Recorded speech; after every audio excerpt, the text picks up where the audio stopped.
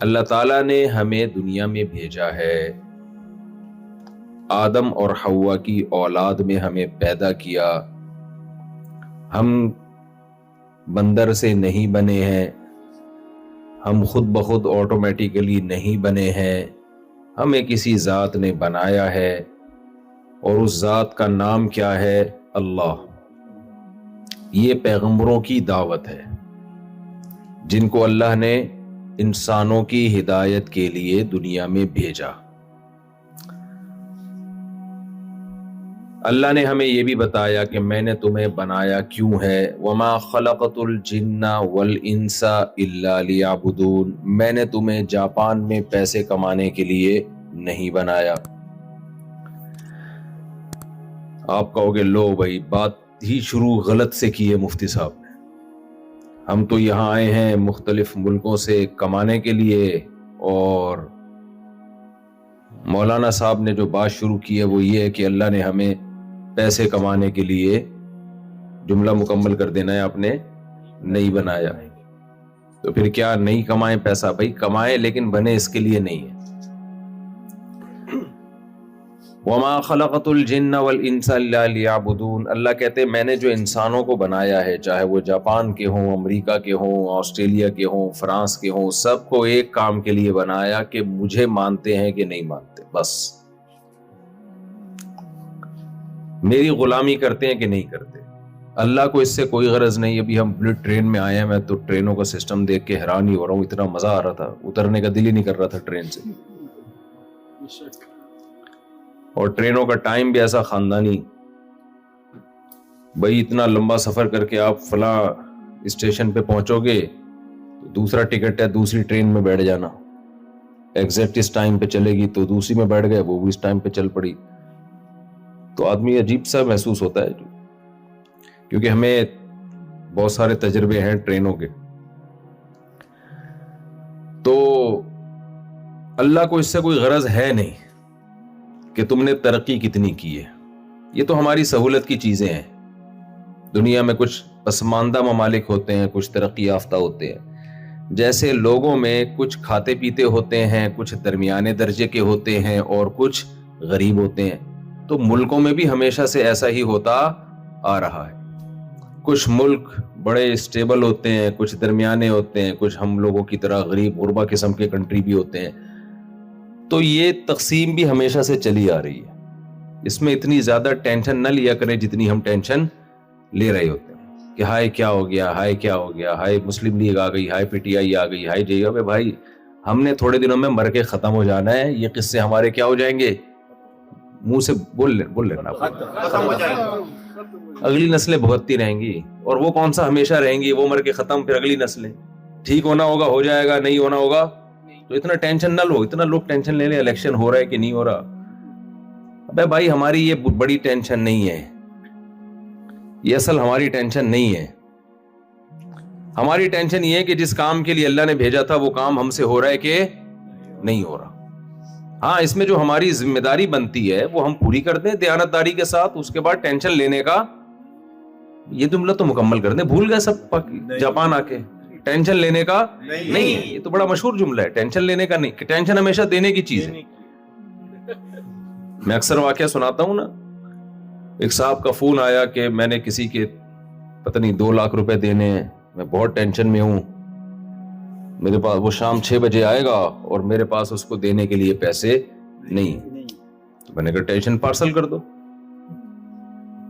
میں نے کہا جو تمہیں ٹینشن ہو رہی ہے وہ کس کو پارسل کر دو؟ اس کو جس نے آپ کو قرضہ دیا ہے۔ کہہ رہے کیسے پارسل کروں؟ میں نے کہا جب 6 بجے آئے بولو نہیں ہے، پیسے دینے کے لیے نہیں ہے، تو ٹینشن کیا ہو جائے گی؟ پارسل ہو جائے گی۔ تو ٹینشن لینے کا ہے ہی نہیں، ٹینشن صرف ایک چیز لینے کی، ٹینشن صرف ایک چیز کی لینے کی ہے، وہ کیا ہے کہ بھائی ہم نے یہاں رہنا نہیں ہے، جانا ہم نے کہاں ہے؟ قبر میں جانا ہے۔ اور اس بات کو دماغ سے نکال دیں کہ اللہ ہمیں مار کے ہماری لاش کو کیڑوں کو کھلا کے قصہ ختم کر دے گا، یہ نہیں ہونے والا، یہ پاسبل نہیں ہے۔ اللہ بار بار بار بار یاد دہانی کراتا ہے وما خلقنا السماوات والارض وما بینہما باطلا، ہم نے تمہیں بیکار پیدا نہیں کیا. کھانا کمانا انجوائے کرنا لائف کو یہ تو جانور بھی کرتے ہیں. تم نے کر لیا تو کیا ہو گیا؟ ہماری تھکی ہوئی ٹرینیں ہوتی ہیں، یہ ذرا فاسٹ ٹرینیں ہوتی ہیں، پہنچ اس میں بھی جاتے ہیں، اس میں بھی جاتے ہیں، ذرا تمیز سے پہنچ جاتے ہیں، وہاں دھکے کھا کے پہنچ جاتے ہیں. یہ کوئی اتنا بڑا فرق بولتے کیوں نہیں ہے. اس کو دیکھ کے جو آنکھیں ایک دم ہو جاتی ہیں، ٹھیک ہے اچھی بات ہے، جو خوبی قوم میں خوبی ہو اس کو ماننا چاہیے، لیکن یہ ہمارا اصل مسئلہ نہیں ہے. اگر یہ کامیابی ہوتی تو جس زمانے میں ٹرینیں ایجاد نہیں ہوئی تھی وہ تو ساری قومیں ناکام دنیا سے چلی گئی نا. وہ تو گدھے پہ جاتے تھے، ہم تیز گام خوشحال خان خٹک پہ جاتے ہیں. گدھے سے تو بہتر ہے کہ نہیں ہے؟ کیا خیال ہے بھائی؟ اب آپ کمپیئر کرتے ہیں نا اپنے آپ سے کہ یار ہم تو تھکے ہوئے مرے ہوئے قوم ہے، ہماری تو ناکام قوم ہے. او بھائی اس سے پہلے گدھے تھے، ٹرینیں نہیں تھیں، تو جو قومیں گدھوں پہ سفر کرتی تھیں کیا وہ ناکام ہو گئیں؟ بھائی وہ بھی مر کے ختم، اور ہم فاسٹ ٹرینوں میں سفر کر کے بھی کیا ہو جائیں گے؟ ختم، فنش، قصہ ختم ہو جائے گا. یہاں کے لیے بنایا نہیں اللہ نے. یہ بات کھوپڑی شریف میں آ نہیں رہی ہے. پیغمبر یہ بات بتانے کے لیے دنیا میں، ہو سکتا ہے میری بھی سمجھ میں نہ آ رہی ہو، میں بھی اس لیے بتا رہا ہوں کہ تاکہ میری بھی کھوپڑی صحیح کام کرے، مجھے بھی سمجھ میں آئے کہ ہمیں دنیا میں اللہ نے صرف شادیوں کے لیے نہیں بھیجا. کس کے لیے بھیجا ہے؟ آخرت کے لیے بھیجا ہے. تو شادیاں بھی اس لیے کرو کہ آخرت بن جائے ہماری. وہ کیسے بنے گی وہ میں آخر میں بتاؤں گا انشاءاللہ. آخرت بنانے کے لیے وہ بھی ضروری ہے. تو اس لیے بھائی اللہ تعالیٰ نے جو مجھے اور آپ کو دنیا میں بھیجا ہے وہ دنیا کے لیے نہیں بھیجا، لہذا ٹینشن اس دنیا کی لینے کا نہیں ہے. تو الیکشن کی بات میں کر رہا تھا، اب الیکشن آ رہے ہیں نا، وہ بھی ذرا نمٹا دوں جلدی سے. تو ہم بچپن میں اللہ معاف فرمائے ڈرامہ دیکھا کرتے تھے، بعد میں چھوڑ دی ہم نے. تو اس میں ایک ڈرامہ آیا جس میں نعرے لگا رہے تھے، آئے گا بھائی آئے گا، فلانا آئے گا، جیسے ہوتا ہے نا سیاستدان نعرہ لگاتے ہیں. تو ایک نعرہ لگ رہا تھا، کچھ لوگ نعرہ لگا رہے تھے، آئے گا بھائی آئے گا، کوئی نہ کوئی تو آئے گا. تو ان سے انٹرویو لیا گیا، یار یہ کون سا نعرہ ہے، آئے گا بھائی آئے گا، کوئی نہ کوئی تو آئے گا. انہوں نے کہا ہم نے یہ نعرہ اس لیے لگایا ہے کہ جو بھی آئے تو ہمیں خوشی ہو، کہ ہم نے نعرہ ایسا کامن لگایا تھا کہ آئے گا بھائی آئے گا، کوئی نہ کوئی تو آئے گا. تو آ گیا نا، کوئی نہ کوئی تو آ گیا. ملک ایسا بھی نہیں ہے کہ بالکل ہی بغیر حکومت کے چلنا شروع ہو. بے شک کرپٹ حکومت ہو، نہ ہونے سے ہونا بہرحال کیا ہے؟ بہتر ہے. تو کرپٹ آ جائے گی، زیادہ سے زیادہ یہ ہو جائے گا، تو ٹینشن لینے کا نہیں ہے. پہلے کم ٹینشن ہے. میں دیکھ رہا ہوں نا کچھ لوگوں کو ہر وقت نیوز اور یہ وہ، میں نے تو ایک دفعہ بھی نہیں دیکھی نیوز. ہمیں پتا ہے جس نے آنا ہوگا وہ آئے گا. وہ میرے خبریں دیکھنے سے اور میری ٹینشن لینے تھے میری مرضی کا نہیں آئے گا.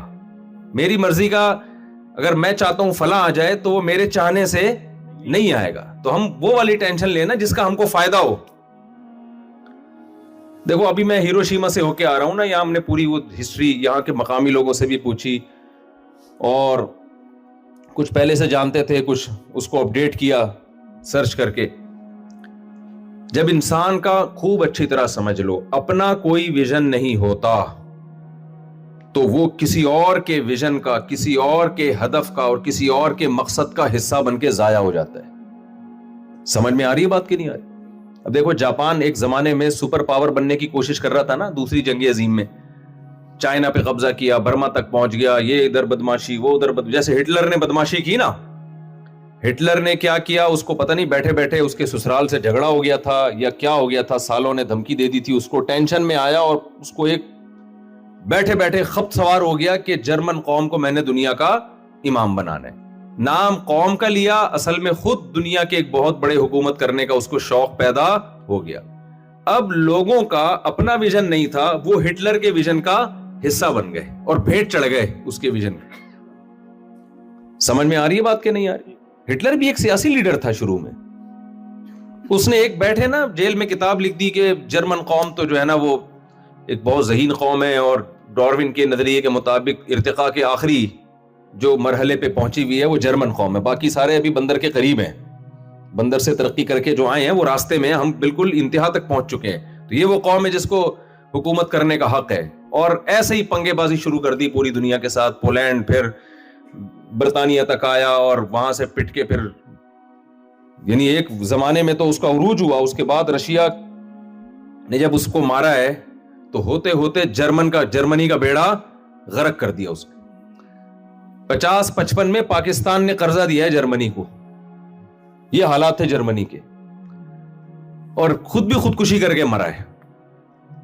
ہزاروں لوگوں کی جان, لوگوں نے اس کے کہنے پر اپنی جان گنوائی, ہزاروں کے گھر اجاڑے, ہزاروں کی بھوک کا ذریعہ بنا, کتنی بڑی بڑی بیماریوں کا ذریعہ بنا, کتنے لوگوں کی زندگیاں تباہ کی. تو آپ کیا سمجھتے ہو وہ لوگ بے وقوف نہیں تھے جو اس کی باتوں میں آ گئے؟ بولے نا کیا ہو گیا بھائی, بے وقوف تھے نا وہ. ارے تمہیں وہ نعرہ لگا رہے ہیں ہم نے جرمن قوم کو دنیا کا امام بنانا ہے, تمہارا یہ مسئلہ نہیں ہے بھائی. تم کھانا پینا جو تمہاری بیسک ضرورتیں ہیں اس کو پورا کرو. تم کیوں اس کے ویژن کا حصہ بن کے اس کو لیڈر بننے کا شوق ہے؟ تمہیں تھوڑی لیڈر بنائے گا. یہ پوری قوم کا بیڑا غرق کر دیا ہو تو پھر دوبارہ سنبھل گئے. یہی کہاں جاپان کی جو ملٹری تھی اس نے کیا کہ ہم پھیلتے چلے جا رہے ہیں, فدائی تیار کر لیے ان لوگوں نے, سوسائڈ کرنے لگے, اور اس کا اینڈ کیا ہوا؟ 2 دھماکے ہو گئے ہیروشیما پہ اور ناگاساکی. ایٹم بم گرا اور ایسی کی تیسی ہو. اس کے بعد انہوں نے یو ٹرن لیا, انہوں نے بولا بھائی اب جنگ میں کبھی بھی نہیں کودنا. تو بتاؤ جن فوجیوں کو آپ نے کودوایا اور لاکھوں لوگوں کی جان لینے کا آپ سبب بنے, ان کی اب تلافی نہیں ہو سکتی, تو آپ برا کس کو کہو گے؟ ان لوگوں کو بھی کہو گے جنہوں نے یہ لڑائی شروع کی تھی, اور ان لوگوں کو بھی کہو گے جو اس لڑائی کا حصہ بنے. ان کا اپنا کوئی ہدف نہیں تھا, لہذا وہ کس کے ہدف کا حصہ بنے؟ ان حکمرانوں کے ہدف کا جن کی سوچ غلط تھی, جنہیں ناجائز قبضے کا دنیا میں شوق تھا. اس سے ہمیں سبق حاصل کرنا چاہیے کہ ہم اپنے آپ کو سیاست دانوں کی بھینٹ نہ چڑھائیں. یہاں لوگ اپنی رشتہ داریوں کو خراب کر رہے ہیں, دوستیوں کو خراب کر رہے ہیں, ایک دوسرے کو گالیاں دے کے اپنی زبانوں کو خراب کر رہے ہیں. او بھائی یہ ہمارے مسائل نہیں ہیں. ہاں جو آپ کی ٹوٹی پھوٹی ذمہ داری بنتی ہے الیکشن کے موقع پہ, وہ اپنی ذمہ داری آسان طریقے سے پوری کرو, اس کے بعد چھوڑ دو ان بحثوں کو. میں سمجھا پا رہا ہوں اپنی بات؟ تو ہمارا ہدف کیا ہونا چاہیے؟ میں اصل میں یہ بتانا چاہ رہا ہوں ہمارا ہدف کیا ہونا چاہیے. ہمارا ہدف اللہ اس کے رسول صلی اللہ علیہ وسلم نے ہمیں بتا دیا کہ میں نے تمہیں پیدا کس کے لیے کیا ہے. اللہ کہتے ہیں میں نے اپنے لیے بنایا تمہیں, ساری دنیا کو میں نے تمہارے لیے بنایا. تمہیں کس کے لیے بنایا؟ اپنے لیے. تبھی نبی صلی اللہ علیہ وسلم نے فرمایا من كانت الآخرۃ همه جعل اللہ غناه في قلبه وجمع له شملا وأتته الدنيا وهي راغمة ومن كانت الدنيا همه جعل الله فقره بين عينيه وفرق عليه شمله ولم يأته من الدنيا إلا ما قدر له. نبی نے فرمایا جس نے آخرت کو اصل ہدف بنا لیا, جب ہم بنے اللہ کے لیے تو ہمیں ہر وقت اللہ کی رضا کی فکر میں زندگی گزارنی ہے کہ اللہ مجھ سے کیا چاہتا ہے. آپ جاپان آئے ہو, آپ کی نیت یہ ہونی چاہیے کہ اللہ نے ساری دنیا میں رزق کے تلاش کرنے کا ہمیں حکم دیا ہے. قرآن میں جگہ جگہ ہے نا کہ سمندر کو مسخر کر دیا تاکہ تم اللہ کی روزی کو تلاش کرو. اوپر والا ہاتھ اللہ کو نیچے والے ہاتھ سے, یہ تو بول لو نا بھائی, یہ بھی بھول گئے, زیادہ پسند ہے. کیوں؟ اگر آپ رزق کی تلاش میں نہ نکلتے تو لوگوں سے مانگتے رہتے. اللہ کو اللہ کے سوا, یعنی اللہ کے سامنے ہاتھ پھیلانے کے سوا کسی کے سامنے ہاتھ پھیلانا پسند نہیں ہے. کھلانے والا بنے تو کھلانے والا تو وہی بنتا ہے جو خود کماتا ہو, استغنا کے ساتھ جیتا ہے, سر اٹھا کے جیتا ہے. ورنہ بھکاریوں کی طرح کیا کرے گا؟ بھیک مانگتا رہے گا. نبی صلی اللہ علیہ وسلم کے پاس ایک صحابی آئے, کچھ بھیک مانگی. نبی نے فرمایا کہ تمہارے پاس کچھ گھر میں ہے نہیں؟ کچھ بھی نہیں ہے بھائی, ایک برتن ہے صرف. بھیک کا لفظ تو نہیں کہنا چاہیے نبی کے سامنے, یعنی کچھ مانگا نبی صلی اللہ علیہ وسلم سے. تو آپ صلی اللہ علیہ وسلم نے فرمایا گھر جاؤ, جو برتن ہے اٹھا کے لے آؤ. ہمارے نبی خود کاروبار سکھا رہے ہیں صحابی کو. اگر اللہ کی رضا کاروبار چھوڑنے میں ہوتی تو ہمارے پیغمبر صلی اللہ علیہ وسلم ان صحابی کو کاروبار سکھاتے؟ آپ نے فرمایا جو ہے لے آؤ. وہ ایک برتن لے آئے, آپ نے صحابہ میں فرمایا کون اس کو خریدے گا 1 درہم میں، ایک نے کہا میں 1 درہم میں، آپ نے فرمایا کون اس سے زیادہ دے گا، ایک نے کہا میں 2 درہم میں، 2 درہم سے زیادہ بولی نہیں لگی، آپ نے وہ 2 درہم میں برتن فروخت کر دیا اور کہا کہ یہ 2 درہم لو اور کلہاڑی خرید کے لاؤ۔ وہ گئے کلہاڑی لے کر آئے، دستہ لے کر آئے، نبی نے دستہ کلہاڑی میں ڈالا اور فرمایا جاؤ لکڑیاں کاٹو اور بیچو۔ وہ چند دنوں کے بعد آئے اور کئی درہم انہوں نے جمع کر لی، اس سے برتن بھی خریدا۔ پھر آپ نے ان کو فرمایا کہ یہ اس سے بہتر ہے کہ تم لوگوں کے سامنے ہاتھ پھیلاؤ۔ تو اللہ کو خود کماتا ہوا آدمی اللہ کو پسند ہے۔ اب آپ مجھے ایک بات بتاؤ کہ ہمارے نبی کو ایک امتی کا بھیک مانگنا پسند نہیں آیا، تو پوری ایک ایسی اسٹیٹ کا جو اسلام کے نام پہ بنی ہے، اس کا IMF سے ہر وقت کشکول لے کے بھیک مانگنا ہمارے نبی کو پسند آئے گا؟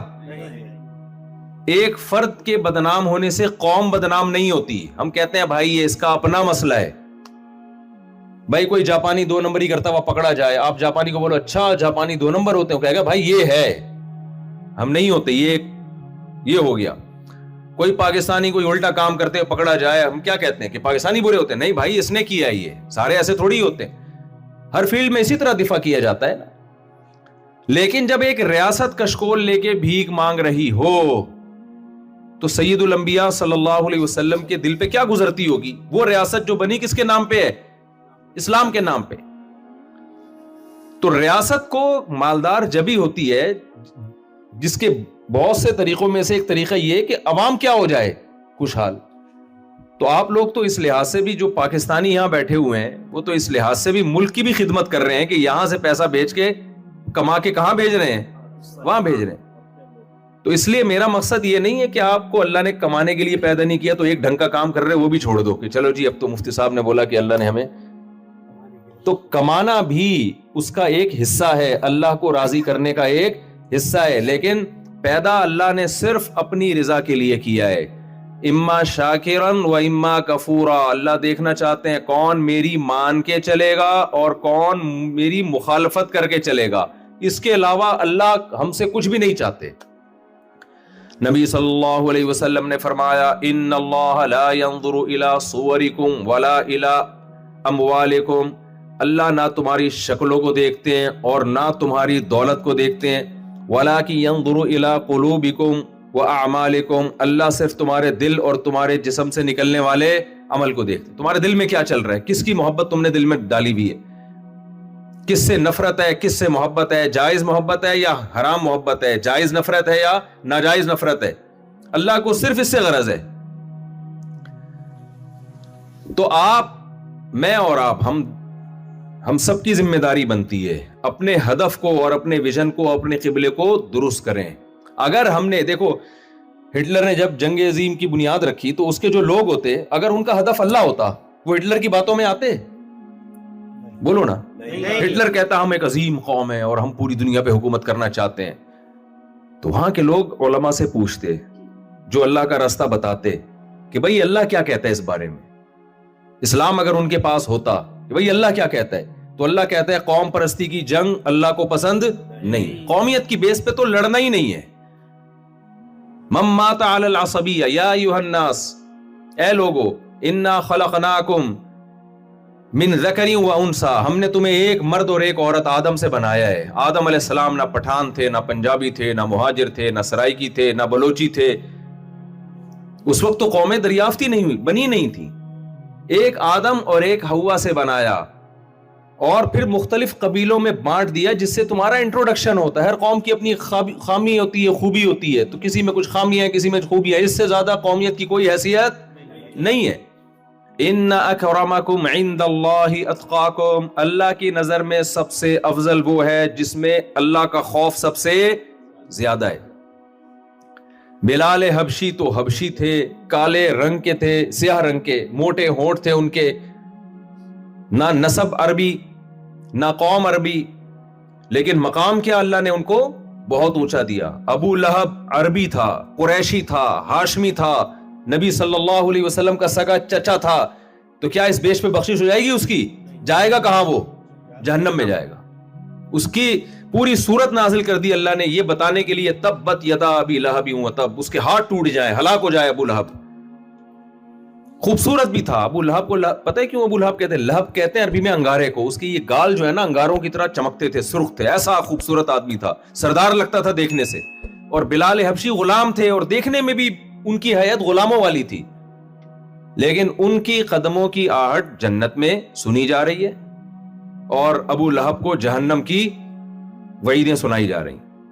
تو اس لیے قوم پرستی کی بیس پہ جو جنگ ہوگی, اس میں اگر آپ مرو گے تو آپ کو اس موت پہ شاید دنیا میں تھوڑا بہت لوگ ایوارڈ دے دیں, وہ بھی تھوڑے دنوں کے بعد بھول جائیں گے. آخرت میں آپ کا انجام اچھا نہیں ہوگا. تو اگر ہٹلر جو جرمنی میں جو لوگ رہتے ہیں وہ اللہ اس کے رسول کو مانتے تو اس جنگ میں ہٹلر کا ساتھ نہیں دیتے اور اپنے آپ کو تباہی سے بچا لیتے.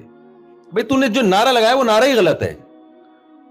دنیا میں جتنی بڑی بڑی تباہیاں پھیلی ہیں نا وہ اسی بیس پہ پھیلی ہیں کہ ان کے پیچھے کوئی قوم تھی یا کسی کے سیاسی مفاد تھے. اسلام کی جنگیں جو واقعی اسلام کی ہیں, بعض جنگیں ہوتی اسلام کی نہیں ہے, لیول اسلام کا لگا ہوتا ہے, میں ان کی بات نہیں کر رہا. جو واقعی اسلام کی جنگیں ہیں ان میں نہ قومیت ہوتی ہے اور نہ کسی کا ذاتی مفاد ہوتا ہے. غزوہ بدر میں 313 لوگ 1000 سے لڑ رہے ہیں. اگر قومیت ہوتی تو یہاں عرب ہوتے اور وہاں عجم ہوتے. یہاں بھی عرب وہاں بھی کون عرب, یہاں بھی قریشی وہاں بھی قریشی, یہاں بھی ہاشمی وہاں بھی ہاشمی. قوم پرستی کا تو جڑ سے خاتمہ کر دیا کہ نہیں کر دیا؟ اور 313 لڑ رہے ہیں 1000 سے, جس میں بظاہر فتح کی کوئی امید نہیں ہے. اسباب کی دنیا میں پتہ چلتا ہے کہ بھی مفاد پرستی بھی نہیں ہے, یہ ویژن کے پیچھے لڑائی ہو رہی ہے. ایک ہدف ہے دنیا میں خیر کو غالب کرنا. تو خوب سمجھ لو, اگر آپ اللہ نے جو آپ کو راستہ بتایا ہے نا اس راستے کو اپنا ہدف نہیں بناؤ گے, آپ بڑی طاقتوں کا ہدف بن جاؤ گے. کہتے ہیں نا برین واش کر دیا, تو برین واش صرف ہٹلر نے نہیں کیا تھا, آج بہت ساری طاقتیں ہمارا برین کیا کر رہی ہیں, واش. یہ جو کہتے ہیں نا ہم آزاد ہیں, ہم کسی مذہب کو نہیں مانتے, یہ جھوٹ بولتے ہیں, یہ بڑے غلام ہوتے ہیں. آزاد صرف مذہبی لوگ ہوتے ہیں, ورنہ جو مذہبی نہیں ہے, جو اللہ اور اس کے رسول کی بات نہیں مانتا, وہ تو سب سے بڑا غلام ہے. وہ انسانوں کا غلام ہوتا ہے, وہ کلچر کا غلام ہوتا ہے. جو مذہبی لوگ ہیں وہ غلام ہوتے ہیں لیکن انسانوں کے غلام بولو نہیں. میں اگر انسانوں کا غلام ہوتا میں دوسری کرتا, بولو نہیں. کلچر تھوڑی مجھے سپورٹ کر رہا تھا جب میں نے دوسری. وہ لوگ کہتے کیا قصے لے کے بیٹھ جاتے ہو, بھئی میرے پاس یہی قصے ہیں, اور کیا میں تہجد میں اپنے 10 پارے بتاؤں؟ میں تو نیک آدمی اتنا بڑا پہنچا ہوا بزرگ نہیں ہوں بھائی, میں تو سیدھا سادہ سا ٹوٹا پھوٹا سا مسلمان ہوں. میں یہ بھی نہیں کہہ رہا کہ کوئی گناہگار ہوں, آپ سمجھے. پتہ نہیں آج کیا مفتی صاحب رپورٹیں پیش کر رہے ہیں. مثال تو وہی دوں گا نا جو آپ کو آسانی سے سمجھ میں. نماز میں اگر پڑھتا ہوں تو مجھے کوئی روکتا نہ پہلے تھا نہ اب روکتا ہے. اگر میں تہجد پڑھنا چاہوں تو نہ پہلے کوئی روکتا تھا نہ اب کوئی روکے گا. سسٹم کے خلاف جب آپ چلو گے, آپ سوسائٹی کے اگینسٹ چلو گے تو ساری دنیا آپ کے خلاف ہو جائے گی.